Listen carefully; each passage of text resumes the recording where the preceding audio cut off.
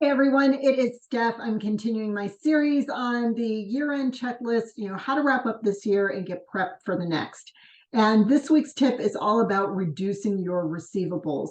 I meet so many business owners who work really hard at providing great products, great services, and then they struggle to pay their bills or even themselves. And much of what is happening in that situation is their receivables versus their cash flow.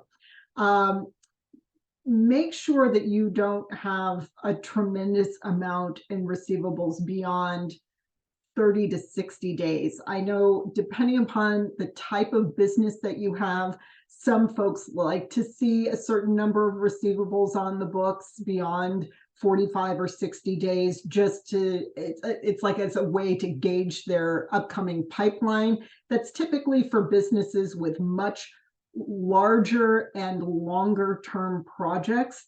For really small businesses that don't have a lot going on except payroll, you want to make sure that your receivables is as low as possible. So make sure that you're collecting down payments on larger projects. And this doesn't have to be physical projects.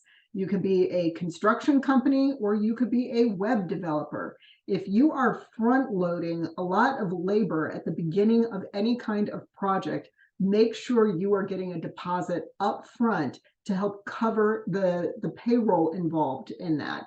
Also, depending upon the length of the project, you may want to do a midpoint collection and get another 25%. So get 50% up front, 25% halfway through, another 25% upon completion.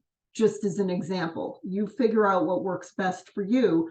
But the point is, I want you to be aware of when money is coming into the business versus when it is getting sucked out of the business. Because if you're front loading a lot of labor, you are pulling cash out of the business to pay for payroll or other expenses, and you're waiting for a certain period of time to make that up on the back end of the project. And meanwhile, you have multiple projects going on, the cycle is happening with all of them, and you just keep taking cash out of the business, knowing that one day it will be put back in, but that doesn't do you any good short term. And it affects things, again, like your own paycheck. So getting receivables under control is really going to improve your cash position by the end of this year, certainly going into the next year.